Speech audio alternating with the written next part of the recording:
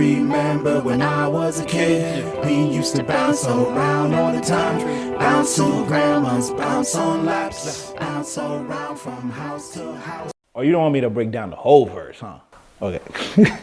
First it was Port-au-Prince, then we bounced to Pt1. Sent the girls born to kill, where I learned to bounce. Soccer ball skills, man, I once bounced down the hill, but my head wasn't dead, so I really needed to chill. What I'm talking about, Pt1 is where I was born in Haiti, and Monekil, which is Mount Hercules in English, and Saint Therese is Saint Teresa. It was like the neighborhoods I lived in Haiti when I was like 4, 5, 6, yeah, up to like maybe 8 or something. So yeah, that's what that's all about. Haiti got hectic, so you know we had to bounce to NYC, where they had more bounce to the ounce than it was Connecticut. I was just a little kid doing things I never did, memories I'll never read. Dig this for a little bit, talking about my pilgrimage. So I don't know if you know about Papa Doc, Baby Doc, the Duvaliers. They were like running Haiti. Things was crazy, like on the real, like it was heating up. But the one thing that threw it over the edge was the church we were at. The pastor, I don't know if he was connected, but he showed up one Sunday with like guards and guns and just started, because I think they wanted to kick him out the church, and he came in.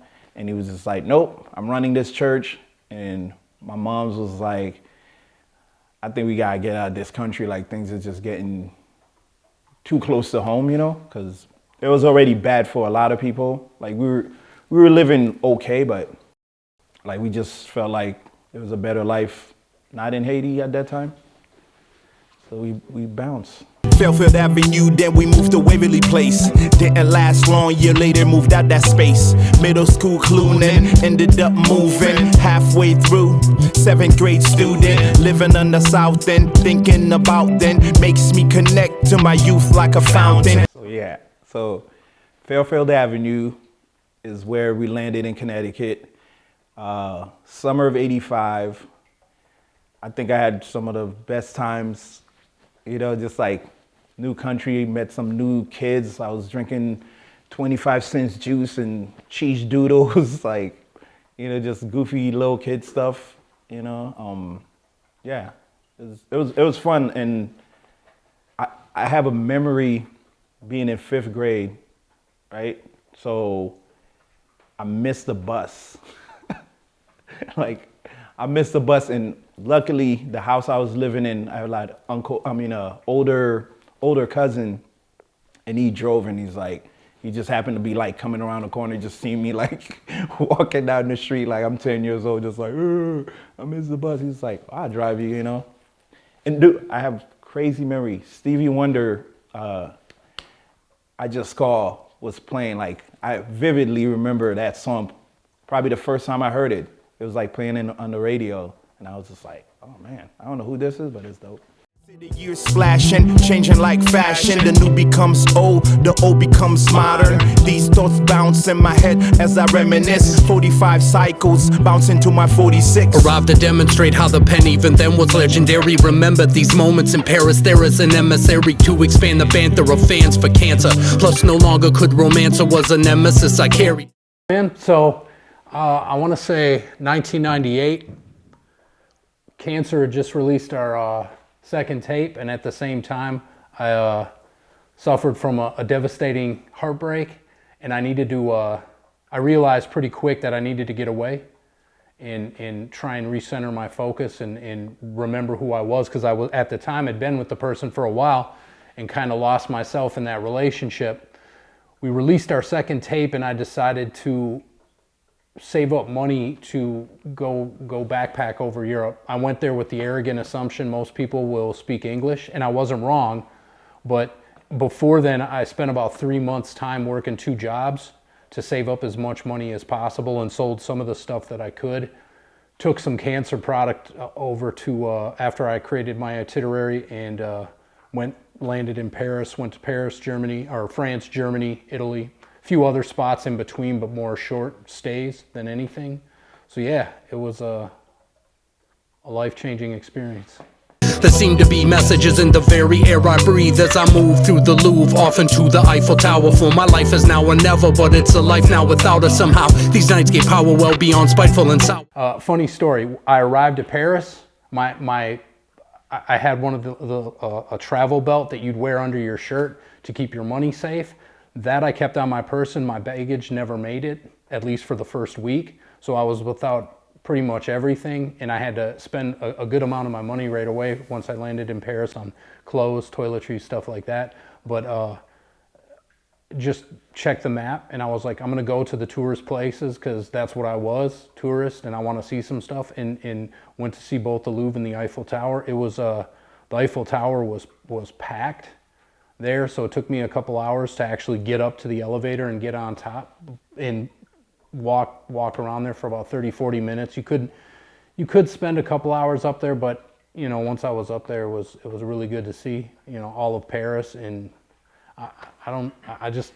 it's life-changing experience. I don't know how else to say it. Well, now we're short stop to Switzerland. The sunrise was magnificent. Witness God's infinite. Realize the significance. Accepting this existence. And soon it's off to Munich. Realign, find mind, body, and soul now in tune with.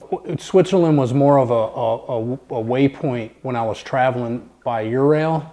I stopped there for about 8 hours. And in that time, from one location to the next, I got to walk around basically just the train station. I didn't want to wander too far from there. Watching the day break over the mountaintops was ridiculously amazing and beautiful. And I just had a sense of the connectiveness of humanity to one another. And it really, it was awesome. I can't really extrapolate or put it into words. Just the understanding of seeing where my place is within the world, within the universe, within humanity was really awe-inspiring. Where I met this smooth chick who moved quick to the seat next to me, suggested a change in trajectory to Coons Park. Imagine 20 clubs surrounded by graffiti walls, songs until the dawn as we was grooving through the dark. At the youth hostel, people were talking about a place called Coons Park and kind of directed me in the direction. And I was on a train and met a couple girls on the train who were like, that's where we're heading right now. You should come with us. It's really fun. So when I went there, it was kind of dark out when I went there. A lot of the walls were graffitied up, but I couldn't take good pictures. And it was pretty much what I stated, that 20 clubs, approximately 20 clubs that are surrounded by brick walls, wood walls that were all graffitied up. I could tell that, and I was like, this is one of the reasons I'm here, is I want to take pictures of some of the European graffiti. So I'm gonna have to come back in the day. And I remember leaving at the end of the night at about 3 in the morning, taking the train back to my hostel, crashing out, getting there at about 8 in the morning, and the clubs are still going. People were still walking out the clubs. I was just like, yeah, they're getting down here. Florence, Rome, Vatican, St. Peter's Basilica, Sistine Chapel, pristine paint, feels like a cinema. Just by coincidence, when I was in Rome, the second day I was there, I'm walking towards the Sistine Chapel in Vatican City, and a mile out, the crowd was just thick. And I'm like, why is it so busy? Is it always this busy in this place? And I'm kind of weaving through traffic, through people. I finally get to Vatican City, and I look through St. Peter's Basilica, where it's rounded out like that, and I see somebody waving their hand from the top, and I'm like, oh, that's the previous couple popes ago, Pope John Paul II. It was his 25th anniversary as the Pope, and it was like these people were going bananas for him, like, ah. And then going into the Sistine Chapel, the sculptures, a lot of the statues from Michelangelo, they're just, I can't describe the immense detail and humanity that guy put into his work. Just really inspiring. I'm just minding my business, sipping a Guinness in Venice until the cipher pops within minutes in session like the Senate. And here it is, I'm thinking that mesh the best until this cat attacks a track, rapping in 3 different dialects. So we're back at the youth hostel in Venice, obviously. There was about four of us rhyming, and another dude comes up. And of course, at the time, I got my ego like all of us did at that time, like, who the hell does this dude think he is trying to rap? And he literally went from English, German, and Spanish. And I was just like, oh, You know what I'm saying? Like, ouch, this dude's killing it. Obviously, I couldn't understand everything that he was saying, but the fact that he was able to switch between 3 different dialects and actually rhyme German with Spanish and then English, I was just like, he could be rhyming about just tying his shoelaces and something really dumb, but it was really well put. And his delivery was pretty good too. And I admit, thanks to the Betty who broke my heart. If we hadn't grown apart, I would have never known this march. I think you got to take ownership of you know, how you respond to your feelings, right?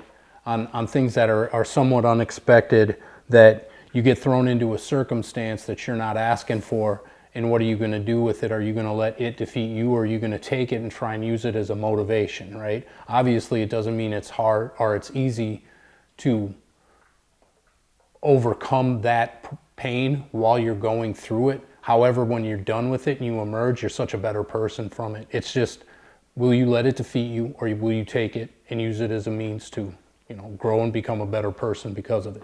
We invite you to vibe the vibration. We invite you to vibe the vibration. We invite you to vibe the vibration. We invite you to vibe the vibration.